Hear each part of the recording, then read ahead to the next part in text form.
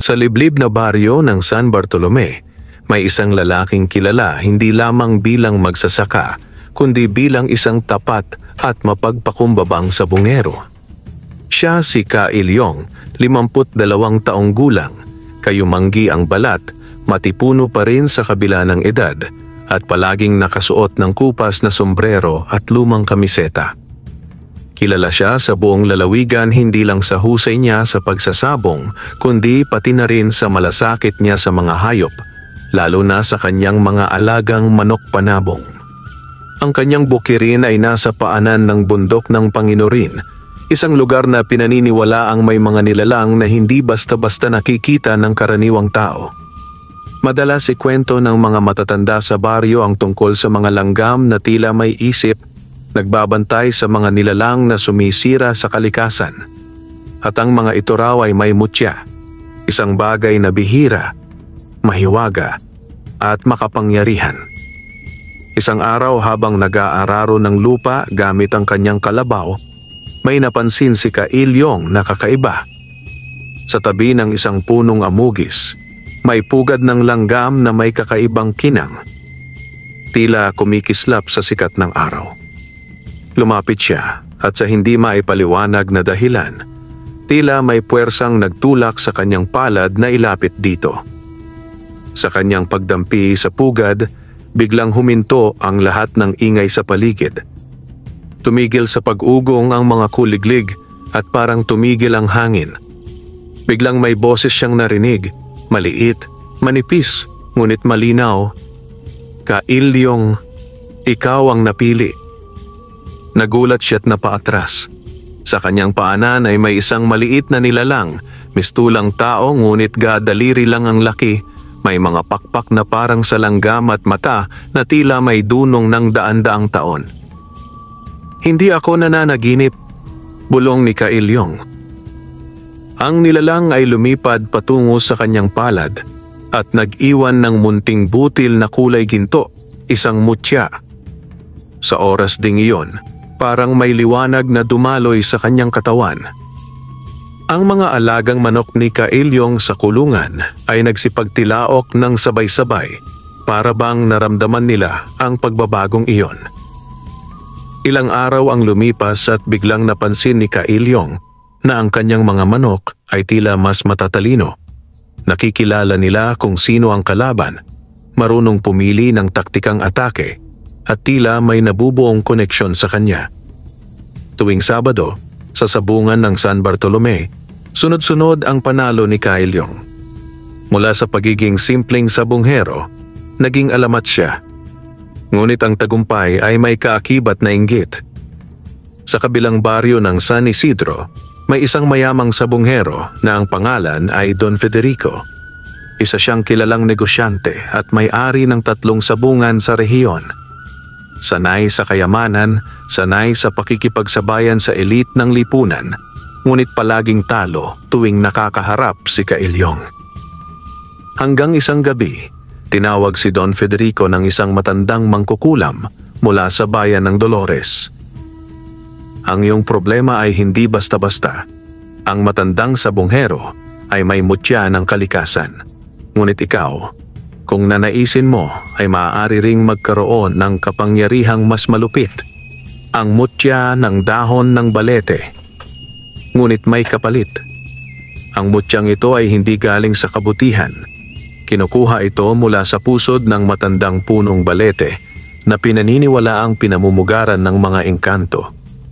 Isang sakripisyo ang kailangang ialay. Dugo ng sabunghero. At ito ay sinang-ayunan ni Don Federico sa kagustuhang matalo ang magsasakang si Ka Ilyong. Isang gabi, lumapit siya sa punong balete sa gitna ng kagubatan. Nag-alay siya ng manok at pinahid ang sarili niyang dugo sa puno.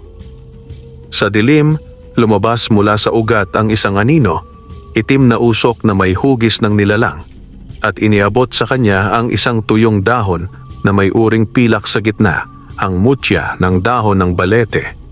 Simula noon, nag-iba ang aura ni Don Federico. Ang kanyang mga manok ay naging mabangis, tila wala ng takot mamatay. Ngunit sa bawat panalo, may isang manok sa kanyang kulungan ang namamatay ng misteryoso, parang sinisingil ng di nakikitang nilalang.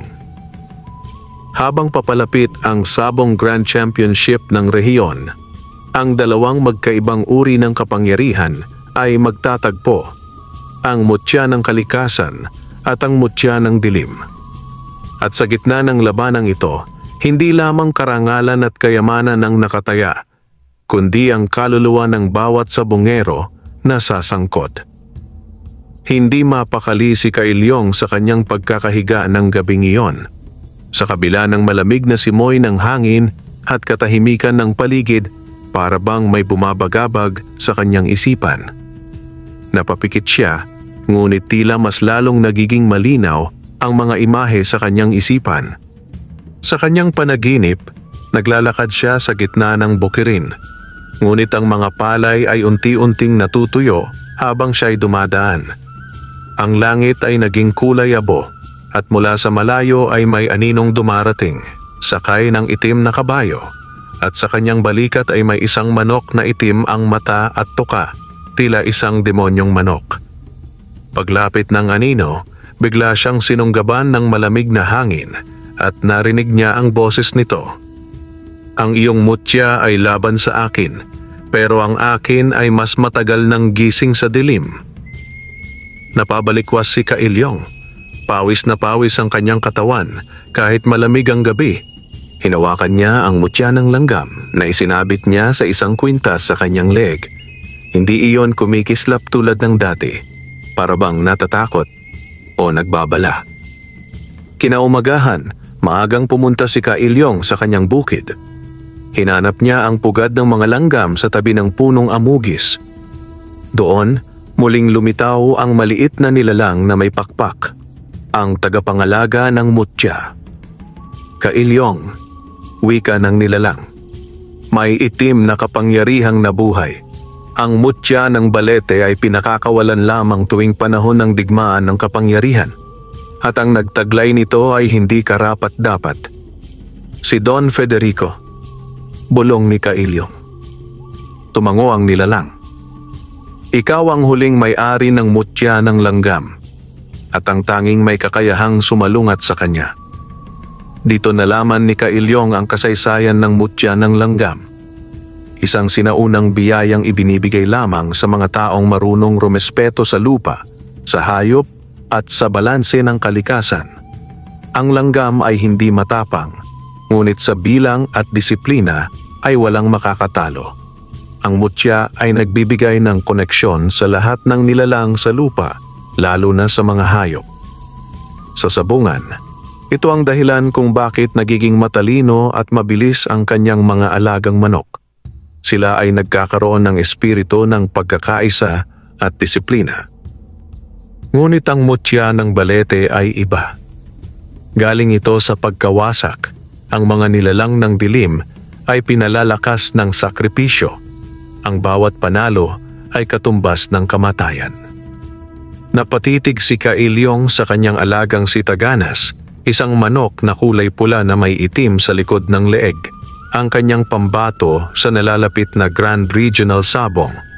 Parang naramdaman ni Taganas ang tensyon at lumapit sa kanyang amo, tila naghihintay ng utos.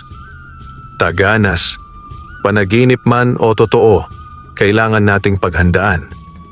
Samantala sa kabilang dako, sa malaking mansyon ni Don Federico, nag-ensayo ng sabong ang kanyang mga tauhan. Ang sabungan niya ay may sariling ring at pangsariling manukan. Ngunit sa isang silid na nakatago sa likod ng kanyang silid, nandoon ang isang altar. Sa gitna nito ay isang tuyong dahon ng balete na kulay pilak, at sa paligid ay may mga tuyong dugo. Habang hinihipo ito ni Don Federico, tila may bumubulong sa kanyang tenga. Hindi sapat ang iisang buhay, kailangan mo ng 5. Lumingon si Don Federico sa kanyang alalay. Piliin mo ang 5 pinakamatatandang manok sa kulungan, isakripisyo mo ngayong gabi. Don, pero walang pero. Kung gusto nating matalo ang hayop na si Kailyong, kailangan nating palakasin si Lakan. hindi tayo pwedeng matalo. Lakan ang pangalan ng manok ni Don Federico. Itim ang balahibo at ang mga mata ay tila lumulubog sa kadilaman. Sa baryo ng San Bartolome, nagsimula na ang bulong-bulungan. Mula sa mga tindero sa palengke hanggang sa matatandang tambay sa karinderya ni Aling Benita, iisa ang usapan. Nakita mo ba yung manok ni Don Federico? Ibang klase. Parang may demonyo sa loob. Yung kay Kailyong, di ba ang sabi, kausap daw niya ang mga langgam para ng engkanto ang mga alaga niya? Sino kaya mananalo sa Sabado? Ang mutya ng dilim o ang mutya ng lupa? Habang papalapit ang araw ng sabong, parang nararamdaman ng buong baryo na hindi na ito ordinaryong laban. Hindi lamang ito tungkol sa sabong. Ito ay laban ng liwanag at dilim. Ng kapangyarihang galing sa kabutihan. Laban sa kapangyarihang uhaw sa dugo. Isang araw bago ang Grand Regional Sabong, muling lumapit kay Kailyong ang tagapangalaga ng mutya ng langgam. Isang nilalang na parang duwendeng may pakpak, kasing liit ng hintuturo at kulay ginto ang mga mata. Habang abala si Kailyong sa pagpapaligo at pag-aalaga kay Taganas, bigla na lang itong lumitaw sa ibabaw ng balikat niya. Kailyong, wika nito. Kailangan mong marinig ang panawagan ng lupa. Bago ang araw ng laban, may pagsubok kang kailangang lampasan. Napahinto si Kailyong. Huminga siya ng malalim at tinanong, "Anong pagsubok ang sinasabi mo?" Isang gabing panunubok. Lulusong ka sa kagubatan ng Binangonan, kung saan nagising ang lumang engkanto na konektado sa mutya ng Balete. Nais niyang subukin kung karapat-dapat kang maging tagapagdala ng mutya ng langgam. Hindi nagatubili si Kailyong. Iniwan niya muna si Taganas sa pangangalaga ng anak niyang si Junjun at tumungo sa kagubatan. Madilim pa nang siya'y umalis. Dala lamang ang kanyang itak, ilang balot na pagkain, at ang mutya na nakasabit sa kanyang leeg. Sa loob ng kagubatan ng Binangonan. Pagpasok niya sa kagubatan, agad niyang naramdaman ang kakaibang bigat ng hangin. Ang mga puno ay tila nakayuko, at ang mga ibon ay walang huni. Sa kalagitnaan ng kagubatan ay may matandang punong balete, at sa ilalim nito ay may hukay na mistulang yungib. Mula rito, umalingaw-ngaw ang tinig. "Ikaw ba si Ilyong, ang magsasakang may mutya ng langgam?" "Ako nga," sagot ni Kailyong. Mula sa anino ay lumitaw ang isang matandang lalaki. Hubad ang pang-itaas, puting-puti ang buhok at may balat kalabaw sa katawan. Isa itong matandang diwata, tagapangalaga ng kalikasan. Sa iyong kamay, hawak mo ang mutya ng kabutihan. Ngunit tandaan mo, hindi lahat ng mabuti ay sapat para manalo. Maraming panahon, ang liwanag ay kailangang sumailalim sa hirap upang lumiwanag pa. Anong gusto mong ipahiwatig, matandang diwata? Sasailalim ka sa 3 pagsubok, lakas, loob at lalim. Unang pagsubok, lakas. Sa unang pagsubok, hinarap ni Kailyong ang isang dambuhalang baboy ramo, isang nilalang na tila nagmula sa mga alamat, may apoy sa mata at tusok-tusok na buhok sa likod. Walang sandata si Kailyong kundi ang kanyang itak at diskarte. Hinintay niya ang tamang pagkakataon. Nang sumugod ang hayop, gumulong siya sa gilid at tinamaan ito sa binti. Umuugong ang sigaw ng baboy ramo, ngunit hindi ito nagtagal. Sa pangalawang atake, nasapul ni Kailyong ang leeg nito, isang malinis na hiwa. Tumumba ito at sa lupa'y naglaho na parang usok. Ikalawang pagsubok, loob. Sa ikalawang pagsubok, dinala siya sa isang guwang sa lupa kung saan naroroon ang kanyang yumaong ama. Ngunit alam niyang ito ay isang ilusyon lamang. Gayunpaman, kinakausap siya nito. "Ilyong anak, hindi mo kailangan lumaban. Tama na ang pagtitiis mo. Sumama ka na sa amin. Pahinga na. Tinignan niya ang kanyang ama. Puno ng pangungulila ang kanyang dibdib, ngunit pinikit niya ang mga mata at tinigasan ang loob. Tapos na ang iyong panahon, Itay. Ako naman ang lumaban para sa aming bayan, para sa katotohanan. Lumamig ang hangin. Nawala ang anyo ng kanyang ama. Isa lamang pala itong pagsubok upang masukat ang kanyang tibay ng kalooban. Ikatlong pagsubok, lalim. Sa huling pagsubok, pinalublob si Kailyong sa isang malalim na lawa. Sa ilalim nito ay walang liwanag, walang hangin at walang ingay. Doon, nakipagharap siya sa sarili niyang anino. Ang bahagi ng kanyang kaluluwa na may inggit, galit at takot. Hindi mo ako matatalo, bulong ng anino. Ikaw ay magsasaka lang, mahirap. Hanggang kailan ka lalaban sa kapangyarihan ng mayayaman? Oo, ako'y mahirap. Sagot ni Kailyong habang unti-unting lumilitaw ang liwanag mula sa mutya sa kanyang dibdib. Ngunit ang puso ko ay may sinumpaang panata. Hindi ko hahayaang yumurak ng kasamaan ang anumang may dangal. Sa biglaang pagsabog ng liwanag, natunaw ang anino at si Kailyong ay lumutang paitaas mula sa lawa. Pagahon niya, naroon muli ang matandang diwata. Taglay mo na ngayon ang tunay na lakas ng mutya ng langgam. Sa sabungan bukas, mag-ingat ka. Hindi lang panalo ang taya mo, kundi ang kaligtasan ng buong bayan. Kinabukasan, makulimlim ang langit. Ang buong bayan ng San Bartolome ay nagsisimula ng magtipon sa sabungan. Sa harap ng ring naroon si Don Federico, nakaputing barong, may hawak na tabakong hinihitit.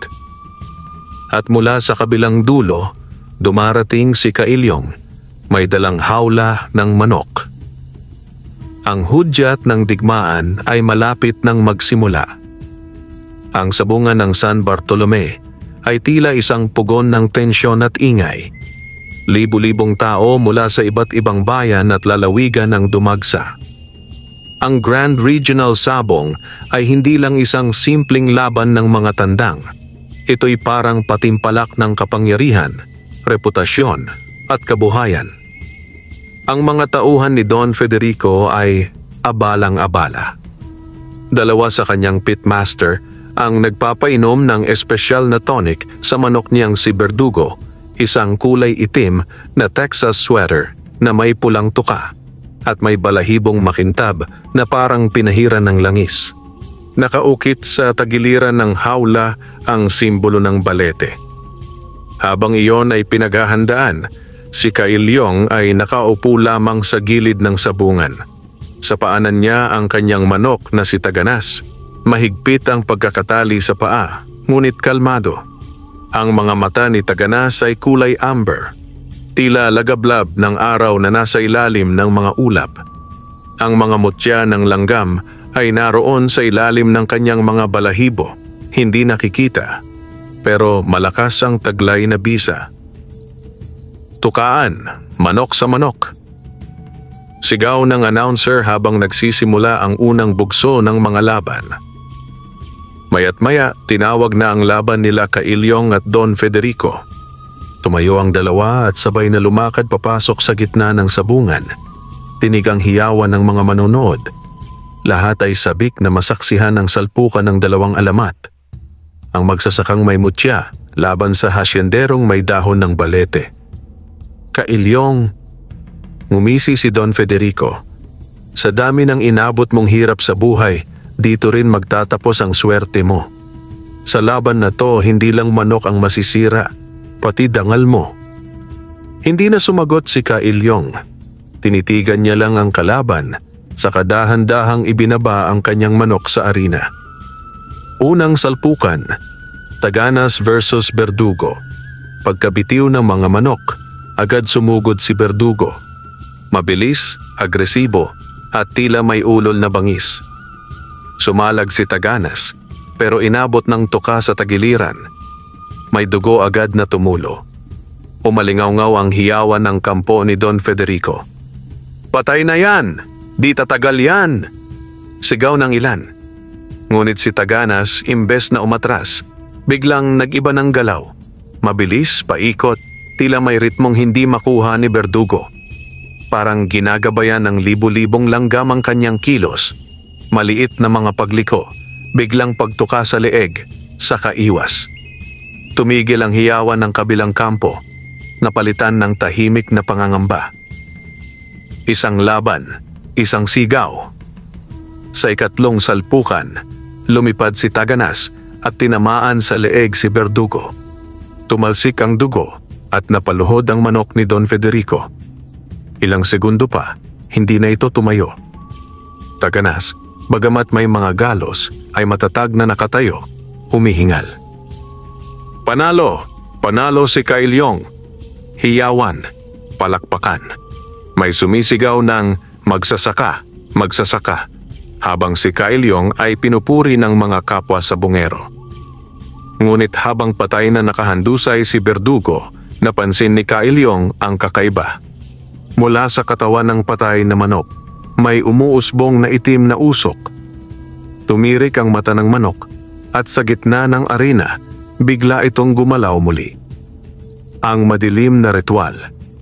Hindi na ito ordinaryong manok. Ang katawan nito ay unti-unting nabalot ng ugat ng balete habang tumataas mula sa lupa ang mga anino. Sa itaas ng sabungan, ang langit ay biglang dumilim at isang ihip ng malamig na hangin ng dumaan. Napaatras ang mga tao. Nagkagulo. May nagsisigawan, may lumalabas ng sabungan. "Ano to? Anong nangyayari?" Tumayo si Don Federico, tinanggal ang kanyang salamin at itinaas ang kanang kamay. Nasa ilalim ng palad niya ang mutya ng balete, pulang-pula at kumikislap. Ngayong gabi, bubuksan ang daan ng kapangyarihang makaluma. Hindi lang ito laban ng manok. Ito ay alay sa mga nilalang sa ilalim ng lupa. Ang tinig ng matandang diwata. Biglang lumitaw sa tabi ni Kailyong ang matandang diwata mula sa kagubatan. "Ito na ang simula ng giyera. Hindi lang dangal mo ang nakataya, kundi ang kaluluwa ng mga inosente.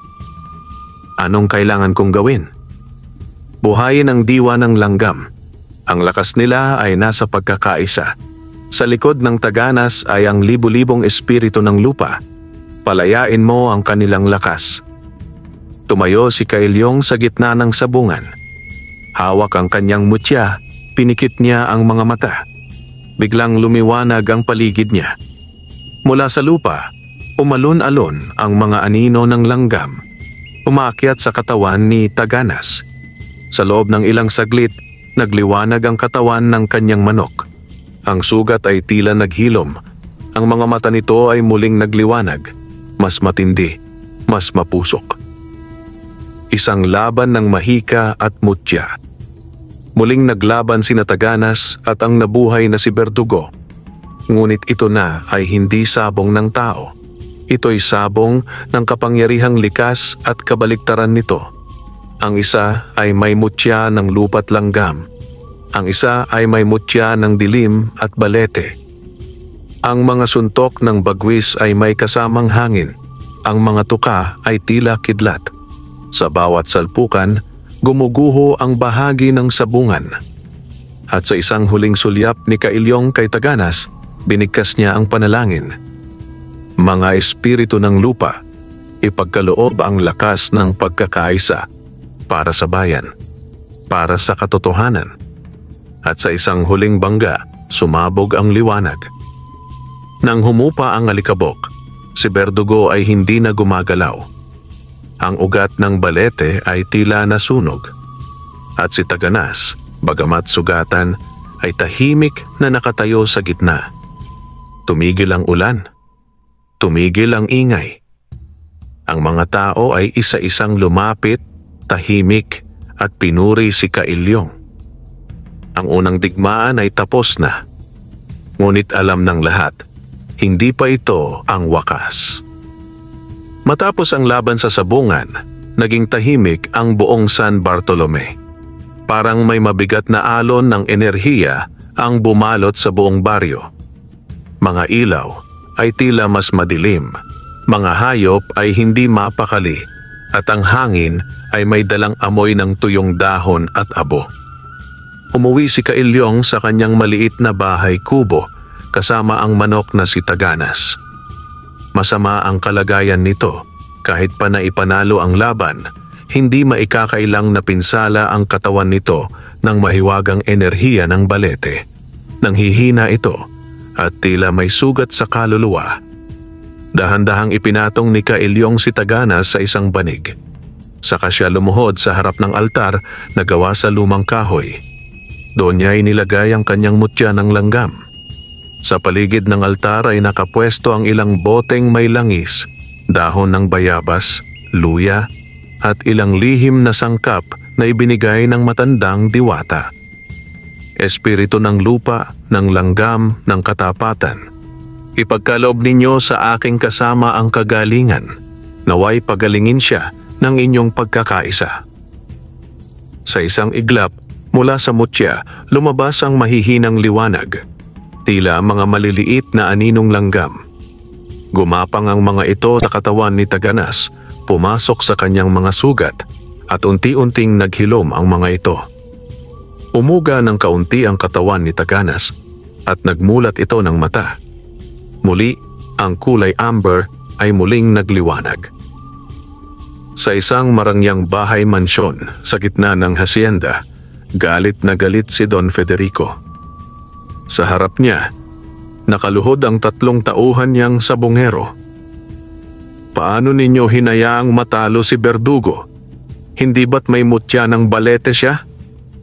Papasensya na po, Don. Hindi po namin inaasahan ang lakas ng manok ni Kailyong.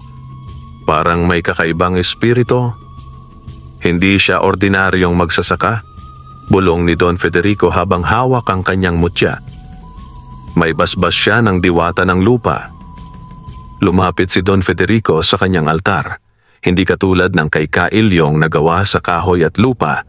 Ito'y bato, metal at may mga ugat ng balete na gumagapang. Sa gitna nito ay isang florera na puno ng itim na likido. Panahon na para gisingin ang tunay na lakas ng mutya ng balete, sabi niya. Ibinuhos niya ang dugo ni Berdugo sa florera. Pagkabuhos, gumalaw ang likido, tila buhay ito. Lumitaw ang imahe ng isang dambuhalang anino. May mata na pula, katawan na parang punong balete at boses na malalim. Isakripisyo mo ang isang kaluluwa at pagbibigyan kita ng mas makapangyarihang mutya. Isa na kayang lumamon sa lupa at magugat sa puso ng tao. Habang natutulog si Kailyong, binalot siya ng kakaibang panaginip. Nasa gitna siya ng isang kagubatan, ang lupa ay buhay at ang mga langgam ay may suot na baluti. Isa sa mga langgam, isang reyna, ang lumapit sa kanya. Kailyong, darating ang panibagong panganib. Hindi lang sa bunga ng laban, kundi ang kabuuan ng San Bartolome. Gising na ang kaluluwa ng punong balete. Isa itong espiritong dating itinapon ng kalikasan, ngunit muling tinawag ng isang tusong tao. Ano ang dapat kong gawin? Pagtibayin mo ang ugnayan sa lupa. Hanapin mo ang 3 sangkap, ang batong alitap-tap mula sa kuweba ng silang, ang dahon ng saging na luma mula sa libingan ng mga ninuno, at ang uwang na may 3 sungay mula sa gubat ng apoy. At kapag nakuha ko ang mga ito, bubukas ang daan para sa huling anyo ng Taganas. Siya ang magiging tagapagtanggol ng lupa. Pagkagising ni Kailyong, basa ng pawis ang kanyang katawan, ngunit buo ang kanyang loob. Tumingin siya sa labas ng bintana. Walang buwan, ngunit maliwanag ang bituin. Hudyat na simula na ng panibagong misyon. Kinabukasan, bago pa sumikat ang araw, naglakbay si Kailyong patungong silangan. Kasama si Taganas, sinuyod nila ang kagubatan hanggang sa marating ang tinutukoy ng panaginip, ang kuweba ng silang. Tahimik ang paligid, ngunit sa loob ng kuweba, ramdam niya ang malamig na hangin at bahagyang panginginig ng lupa. Hindi siya nag-atubiling pumasok. Bitbit niya ang lampara at ang kanyang mutya. Habang lumalalim sa kuweba, naramdaman niya ang presensya ng mga mata na nakamasid. Hindi ito mga hayop. Ito'y mga nilalang na gawa sa anino, luma at nakakalimutan na ng mga kwento. Ngunit lumapit sa kanya ang isang maliit na nilalang na tila bahagi ng lupa, isang munting alitaptap na may balat na bato. Kung ikaw ay may basbas ng langgam, makakapasok ka. Ngunit kung ikaw ay may balak na masama, dito ka mamamatay. Itinaas ni Kailyong ang mutya. Kumislap ito at ang alitaptap ay biglang umilaw. Tinabig ang mga anino at binigyan siya ng isang batong hugis puso. Ito ang batong alitaptap. Paglabas niya sa kuweba, gumuhit sa kalangitan ng pulang kidlat. Sumigaw ang mga uwak. At malayo, sa hasyenda ni Don Federico, bumulong ang anino ng punong balete. Isa na namang lakas ang napasakamay niya. Hindi natin siya dapat hayaan makumpleto ang tatlo. Matapos makuha ni Kailyong ang batong alitaptap, agad siyang bumalik sa kanyang kubo sa paanan ng bundok. Sa kanyang pagbabalik, mas naramdaman niyang tila mas lumalalim ang dilim sa paligid. Ang simoy ng hangin ay mabigat, parang may matang laging nakamasid sa kanya. Sa tabi ng altar niya, inilagay niya ang batong nakuha sa kuweba. Kumislap ito at nagbuga ng banayad na liwanag. Isang bulong ang kanyang narinig mula sa mutya ng langgam. Isa pa ang kailangan mong hanapin, Kailyong. Ang dahon ng saging na luma, isang sagradong bagay na nakalibing sa libingan ng mga ninuno sa gulod ng kalansay. Napakunotno si Kailyong. Ang lugar na iyon ay matagal nang pinaniniwala ang pinamumugaran ng mga espirito ng sinaunang babaylan at mandirigma. Kahit ang mga matatanda sa baryo ay ayaw lumapit doon. Ngunit para kay Kailyong, wala nang atrasan. Kailangan niyang mapigilan si Don Federico na tuluyang patawanin ang sanlibutan ng kapangyarihang galing sa kasamaan ng punong balete. Bago magtakip silim, umalis si Kailyong. Wala siyang ibang dala kundi ang mutya ng langgam, isang itak at ang lampara ng kanyang lolo. Malayo ang lakarin at pagkalampas ng 3 burol ay narating na niya ang nasabing lugar. Tahimik ang paligid. Walang ibong tumitilaok, walang kuliglig. Sa gitna ng kagubatan ay ang isang matandang puno ng saging na tuyot at wala ng bunga. Sa paligid nito ay may mga batong lapida, inukit sa sinaunang baybayin. Doon, ibinaon ng mga pinagpala, mga ninunong may koneksyon sa kalikasan. Lumapit siya sa puno at lumuhod. Ako po si Ilyong, apo ni Alipio, ang manggagamot ng kabundukan, ang nagkalinga sa mga langgam at tanim. Ako po'y humihingi ng basbas upang hiramin ang dahon ng saging ng inyo pong libingan. Biglang umihip ang hangin, kumulog sa malayo, at sa ilalim ng lupa, gumalaw ang isang bagay. May boses na bumulong mula sa paligid. Hindi lahat ng humihingi ay karapat-dapat. Subukin ka namin. Lumitaw mula sa lupa ang isang nilalang na yari sa lupa, ugat at dahon. Parang tao ngunit walang mukha at may itim na mata. Ito ay bantay ng libingan. Ang bantay ay humawak ng mahabang sibat na yari sa ugat ng punong saging. Tila nais nitong subukin si Kailyong sa isang labanan. Ngunit si Ilyong ay hindi umatake. Inilabas niya ang mutya ng langgam. Mula sa kanyang palad, lumabas ang daan-daang langgam na agad gumapang sa lupa. Bumuo ng harang sa pagitan nila ng bantay. Ngunit hindi upang lumaban, kundi upang gumawa ng simbolo sa lupa. Isang sinaunang tatak ng kapayapaan. Ang bantay ay tumigil. Tumingala ito sa langit at isang matandang boses ang narinig. Ang tagapagmana ng pagkakaisa, ang anak ng lupa, ikaw ay karapat-dapat. Mula sa itaas ng tuyot na puno, isang dahon ang nahulog. Ngunit hindi ito basta dahon. Ito'y kulay pilak, may gininto ang ugat, at amoy ng sinaunang panahon. Kailyong ay lumuhod at may galang na kinuha ang dahon ng saging na luma. Sa gitna ng sala, may nakalatag na anting-anting, alay ng itim na manok at usok ng insenso. Nakaluhod si Don Federico sa harap ng punong balete na tila dumarating sa gitna ng kanyang mansyon bilang anino. 2 na ang taglay niya.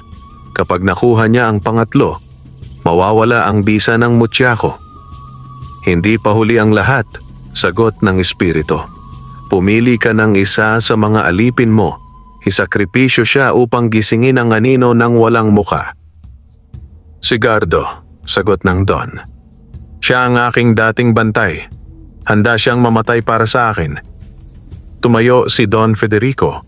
Humawak sa mutya ng dahon ng balete at inumpisahan ang ritual ng kadiliman. Pagkarating niya, agad niyang inilagay ang dahon ng saging na luma sa tabi ng batong alitaptap. Sa sandaling iyon, ang mutya ng langgam ay kumislap ng 3 beses. Isang liwanag ang bumalot sa kubo, at sa gitna ng liwanag, lumitaw ang imahe ng diwata ng lupa, ang reyna ng langgam. Isa na lang, Kailyong. Hanapin mo ang uwang na may 3 sungay sa gubat ng apoy, ngunit mag-ingat ka. Dahil ang gubat ay nag-aalab hindi ng apoy, kundi ng galit ng mga kaluluwang sinunog ng kasakiman. Handa na ako, sagot ni Kailyong. Para sa bayan, para sa lupa, at para sa kapayapaan. Maagang gumising si Kailyong kinabukasan. Habang madilim pa, isinabit niya sa kanyang baywang ang itak na minana pa niya sa kanyang lolo, bitbit ang mutya ng langgam, batong alitaptap, at ang bagong nakuha niyang dahon ng saging na luma. Sa kanyang puso'y sabik at kaba, dahil ang susunod na hakbang ay mas mapanganib, ang paglalakbay patungong gubat ng apoy. Ayon sa matandang diwata ng langgam, ang uwang na may 3 sungay ay tanging nilalang na may kakayahang gisingin ang mutya ng kalikasan. Ngunit ang gubat na ito ay hindi ordinaryo. Ito ay tinatawag na apoy, hindi dahil sa init, kundi dahil sa galit ng mga espiritong sinunog ng kasakiman ng tao. Ang gubat ng apoy ay nasa likod ng 3 bundok, isang bahagi ng kagubatan na halos wala nang lumalapit. Ayon sa alamat, ito ay dating taniman ng mga katutubo hanggang sa sinunog ng mga Kastila upang palayasin ang mga taga-baryo at palitan ng hasyenda. Nang tumapak si Kailyong sa lupa ng gubat, agad niyang naramdaman ang pagkakaiba. Ang hangin ay mainit pero hindi dahil sa araw, tila ba may galit sa hangin, parang may apoy na dumadaloy sa paligid. Sa bawat hakbang niya, parang may mga matang nanonood. Ang mga puno ay baluktot, tila umiiyak, at ang mga dahon ay tuyot ngunit may pulang guhit, tila bakas ng dugo. Hindi pa siya nakalalalim sa gubat nang biglang sumingaw ang makapal na usok mula sa lupa. Mula roon, lumitaw ang mga nilalang na may itim na balat, walang mata, at may sigaw na tila sugatan sa kalooban. Ibalik ang aming lupa. Ibalik ang aming tahanan. Lumuhod si Kailyong at iniharap ang mutya ng langgam. Ako po'y hindi kaaway. Ako'y anak ng magsasaka. Ako'y hindi dumating para kumuha, kundi para humingi ng tulong. Tumigil ang hangin. Ang mga anino ay tila tumitig sa kanya. Mula sa kanilang gitna ay lumabas ang isang matandang kaluluwa. May puting buhok na umaapoy at matay pulang-pula. Kung tunay kang tagapagmana ng lupa, dapat mong patunayan. Hanapin mo ang uwang na may 3 sungay sa pusod ng apoy. Ngunit mag-ingat ka. Dahil hindi lang espiritu ang nagbabantay. Nandoon ang anino ng alon, ang dating babaylan na nilason ng kasakiman. Sa kalagitnaan ng gubat, nakarating si Kailyong sa isang sapa na tila umaagos ng mainit na langis. Sa gitna nito ay isang matandang punso at sa ibabaw niyon ay isang insekto. Makintab ang katawan, kulay itim at pula, at may 3 sungay sa ulo. Ito ang uwang na may 3 sungay. Dahan-dahang lumapit si Kailyong, ngunit bago pa niya ito maabot, biglang lumindol. Umuga ang lupa, at mula sa gilid ng sapa ay sumulpot ang isang nilalang na yari sa tubig at usok, ang anino ng alon. Hindi ka karapat-dapat. Ang mutya ay para lamang sa lahing dalisay. Ngunit hindi umatras si Kailyong. Ang dugo ko ay dugong kayumanggi. Ang kamay ko ay kumayod sa lupa. At ang puso ko ay para sa bayan, hindi para sa kapangyarihan. Hinawakan niya ang mutya ng langgam. At mula sa kanyang paligid ay lumabas ang libo-libong langgam na yari sa liwanag. Tinalunan ng mga ito ang anino ng alon at sa isang kisap mata, ang nilalang ay sumigaw at naglaho, parang usok na nilamon ng hangin. Lumapit ang uwang kay Kailyong. Pumunta ito sa kanyang palad at kumapit. Biglang may liwanag na bumalot sa kanilang paligid. Mula sa likod ng punso ay lumitaw ang isang gintong itlog. Hindi pangkaraniwan, sapagkat sa loob nito ay may liwanag na gumagalaw, parang apoy na may anyo ng butil ng palay. Ito ang butil ng kalikasan, sabi ng matandang kaluluwa na muling lumitaw. Iyan ang 3 piraso ng iyong paglalakbay. Kapag pinagsama mo ang 3, ang batong alitaptap, ang dahon ng saging na luma at ang butil ng kalikasan, mabubuo ang lihim ng likas na lakas. Sa loob ng kanyang silid ay nakaupo si Don Federico. Hawak-hawak ang isang papel na may lumang orasyon. Sa harapan niya ay sigardo, sugatan, may tali sa leeg at may mga itim na marka sa balat. Handa ka na bang ialay ang sarili mo sa mutya ng balete? Tanong ni Don Federico.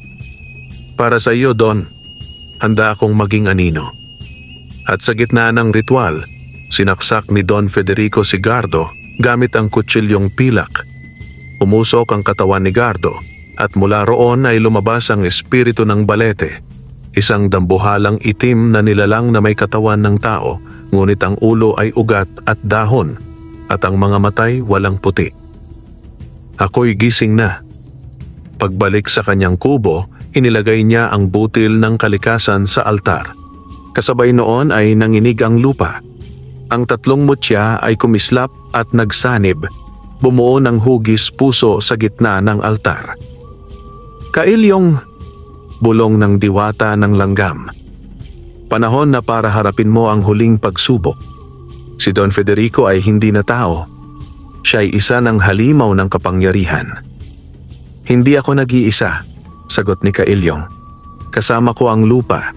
Kasama ko ang mga nilalang ng kalikasan at higit sa lahat, kasama ko ang puso ng isang magsasaka.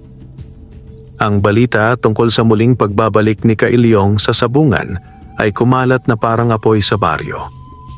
Maging ang mga sabungerong dati tumatawa lamang sa kanya ay ngayon ay nag-uusap-usap ng may kaba at ingat.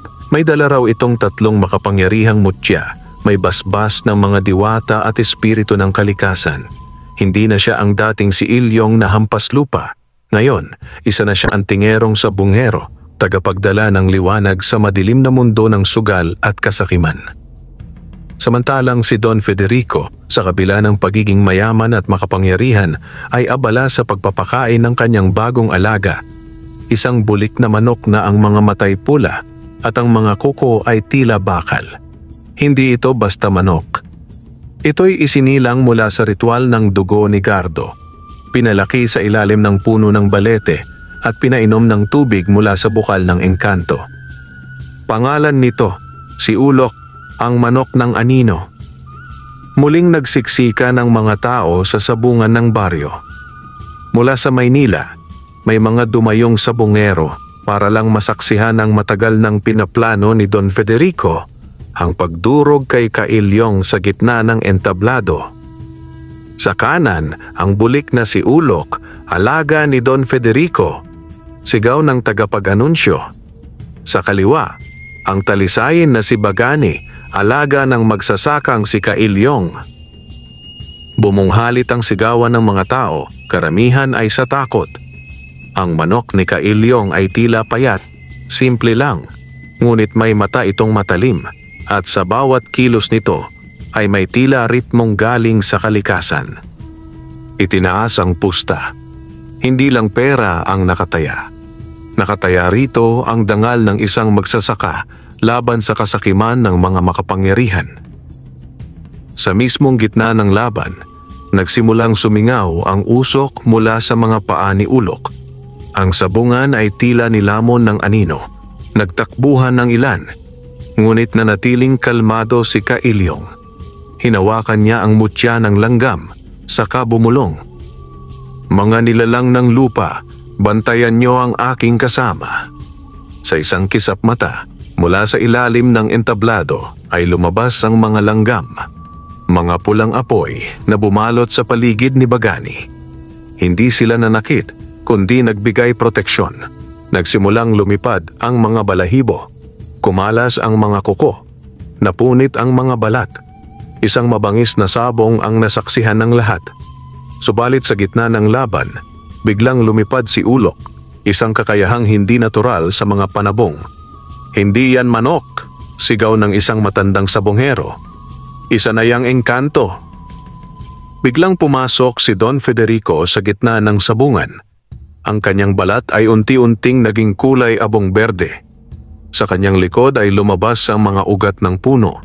Ang kanyang mukha ay nahati, kalahating tao, kalahating balete. "Wala nang sabong-sabong. Oras na para kunin ko ang mutya mo, Ilyong." Mula sa kanyang katawan ay lumabas ang mga aninong tila usok at tinangkang balutin si Kailyong. Ngunit bago pa siya matupok, inangat ni Ilyong ang kanyang tatlong mutya, ang batong alitaptap, ang butil ng kalikasan, at ang dahon ng saging na luma. Lakas ng langgam, liwanag ng alitaptap, biyaya ng kalikasan, pagsamahin kayo sa isang sigaw. Sa isang malakas na liwanag, parang sumabog ang liwanag ng araw sa gitna ng sabungan. Ang mga anino ni Don Federico ay nagsigawan at nagsialisan. Ang katawan niya ay kumislot, napatras, at napasigaw ng ubod lakas. Si Ulok, sa gitna ng labanan, ay biglang napatingin kay Bagani at humuni ng mahina. Bumagsak ito na tila napagod sa kababalaghan ng kanyang amo. Muling humarap si Don Federico, ngayon ay kalahating nilalang, kalahating tao. Ngunit bago siya makalapit, mula sa langit ay bumagsak ang isang lubid ng liwanag at mula roon ay lumabas ang espiritu ng punong saging. Ang kalikasan mismo ang dumating. "Don Federico, anang espiritu? Sa sobrang hangad mong yumaman, tinapakan mo ang dangal ng mga nagsasaka. Panahon na para anihin mo ang iyong itinanim." Sa isang iglap, kinain ng mga ugat ng balete ang katawan ni Don Federico. Isa-isa itong binalot ng mga halamang galing sa kabundukan. At sa huli, naging isang puno ng balete sa gitna ng sabungan ng kanyang anyo.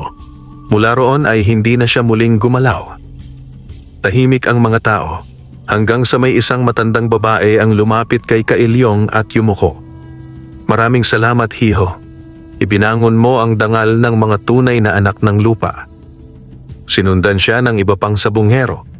Ang sabungan ay naging tahimik na dambana, isang lugar hindi na para sa sugal, kundi para sa alaala ng kabayanihan ni Kailyong at ng kanyang manok na si Bagani. Matapos ang araw ng sabong kung saan tuluyang napaso si Don Federico at naging puno ng balete, muling bumalik ang katahimikan sa baryo. Ngunit hindi ito tahimik na katahimikan na puno ng takot, kundi isang katahimikang may pag-asa at bagong simula. Si Kailyong, bagamat panalo sa laban, ay hindi agad nagdiwang. Alam niya na sa likod ng kanyang tagumpay ay may mga puwersang nagmamasid, mga engkanto at mga tao na hindi pa nasisiyahan sa nangyari. Isang gabi, habang nag-aararo si Kailyong sa kanyang bukid, napansin niya ang kakaibang lamig na bumalot sa paligid. Ang hangin ay huminto, ang mga dahon ay tila nanahimik, at ang mga langgam ay biglang nawala sa kanilang mga pugad.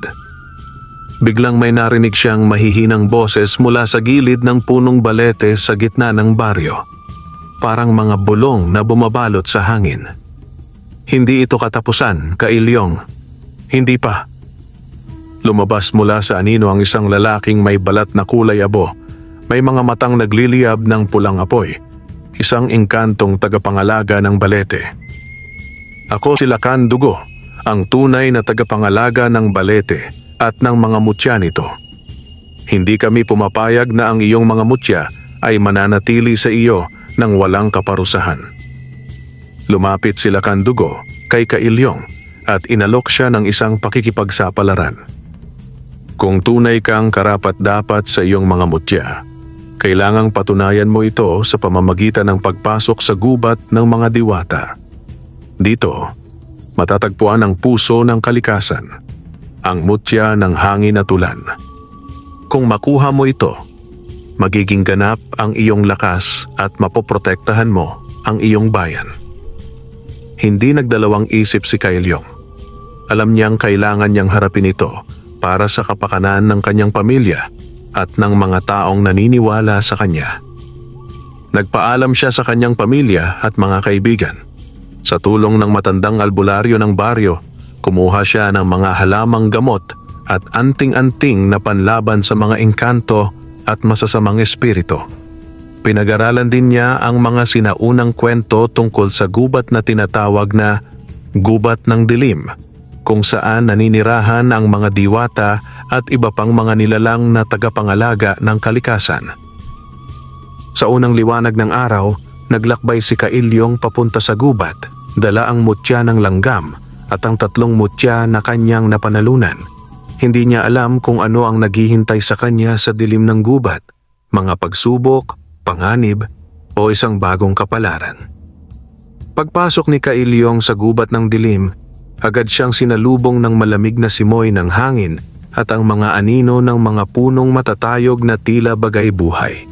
May kakaibang liwanag na kumikislap sa mga dahon, ngunit tila may bantay ang bawat sulok nito.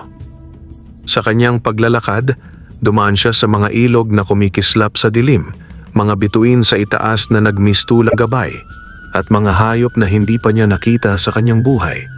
Ngunit hindi ito naging madali. May mga halimaw na nagtatago sa anino, mga engkanto na sinusubok ang kanyang tapang at puso. Isang diwata ang nagpakita kay Kailyong, may anyo ng magandang babae na may mga pakpak na hugis dahon. Kung nais mong makuha ang mutya ng hangin at ulan, kailangang ipakita mo ang tunay mong puso at tapang. Magtiwala ka sa kalikasan at sa sarili mo. Dinala siya ng diwata sa isang liwanag sa gitna ng gubat. Dito, nasa isang pedestal ang isang maliit na bato na kumikislap na parang kristal. Nang hawakan ni Kailyong ito, naramdaman niya ang malamig na hangin na humaplos sa kanyang balat at ang malumanay na pag-ulan na tila bumabasa sa kanyang kaluluwa. Nang makuha niya ang mutya, nadama niya ang bagong lakas na dumadaloy sa kanyang katawan. Ang mga mutya ay nagsanib, nagbigay ng bagong kapangyarihan, hindi lamang para sa sabong, kundi para sa pagprotekta sa kalikasan at sa mga tao sa kanyang paligid. Pagbalik ni Kailyong sa baryo, sinalubong siya ng mga tao na may bagong pag-asa. Alam nila na hindi na muling mulat ang anino ng kasakiman at kasamaan sa kanilang lupa. Sa pagtatapos ng kabanata, nagpaalala si Kailyong sa mga kabataan na ang tunay na lakas ay hindi lang sa mutya, kundi sa pagmamahal sa kalikasan at sa kapwa. Wakas.